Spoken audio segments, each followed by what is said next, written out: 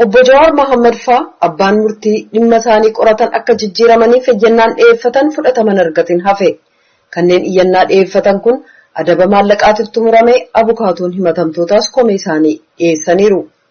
Obbo Jawaariin dabalatee shakkamtoonni 14 beellama isaanii wixata darbee irratti addacha qorannaa duraa abbaan murtii hoogganan dhimma keenya loogii malee nuu ilaalu jennee waan hin amanneef nuuf jijjiiraman jechuun iyyata dhiyeeffatan manni murtichaa fudhatama dhabsiise.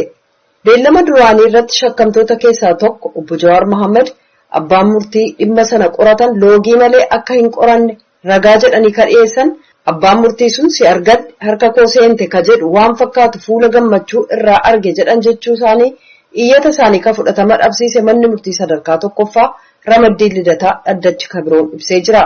Manni murtichaa taansuudhaan abbaan murtii nuuf jijjiiramu iyyata jedhuuf sababaa shakkamtoonni dhiyeessan iyyati qorannaa duraa eeyyamamuu hin qabu jechuun kan iyyanni fudhatama dhabuusaa miidiyaan seenee haa gabaasu kan jedhu iyyata keenyan simannee ka jedhuuf sababaalee kanneen biroo manni murtichaa tarreesseera. Manni murtichaa sababaan iyyata shakkamtootaa kana erga jedhee booda dhaddachi qorannaa duraa qabiyyee dhimma jiru irratti kan hin falmisiisne ta'uu isaa tuquudhaan akeekisaa mana murtii olaanaaf ragaa walitti qabuu ta'uu beeksise. Dhaddachi kun falmisiisuus ta'e murtii kennuuf aangoo waan hin qabaanneef iyyati dhiyaate fudhataman qabu jedhe. Gama biraan kanneen iyyatan abbaan seeraa nuuf jijjiiramu jedhanii innaa gaafatan tilmaama malee ragaan kan irratti hin dhiyaanne yaada ofii waan ta'eef iyyati sun fudhatama dhabeeraa jedha manni murtii sun. Manni murtichaa dhumarratti iyyanni shakkamtootaa waan fudhatama dhabeef jecha akka seera labsii hundeeffama mana murtiitti adaba qarshii 500tti muree jira. Abbaan murtii akka jijjiiramaniif gaafatames dhimma jalqaban ilaaluu kan itti fufan ta'uu manni murtichaa murteesseera. Abukaatoo shakkamtootaa keessaa tokko ka ta'an obbo Kadir Bulloo raadiyoo sagalee Ameerikaaf akka ibsanitti manni murtichaa dhimma qorannaa duraanii innaa ilaalu naamusa ramaddii falmii hordofuuf akka hin dirqamne ibsuudhaan iyyata sana fudhatama dhabsiisuusaa tuqanii komee isaanii dhiyeessaniiru.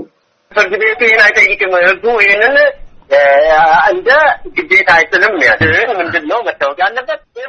Manni murtichaa kan akkasiin gaafatu seerichis kan akka dirqamaatti fudhatu kan beekamuun irra jiraatu qajeelfamni bu'uuraa kan yakkaa manni murtii hiikatti kennuun kan irra jiraatu bifa shakkamtoota fayyaduun hiikatti kennuu qaba malee mirga isaanii bifarraa mulquun ta'uu qabu. Akka ogeessa seeraatti manni murtii adeemsa kana hordofuun sirrii natti hin fakkaatu jedhan. Beellamni obbo Jawaar Faannittaan yoom akka ta'e manni murtichaa gara fuula duraatti ka beeksisu ta'u obbo Kadir dubbataniiru jedha Mallas Kaachoo Ammahaa Finfinneerraa.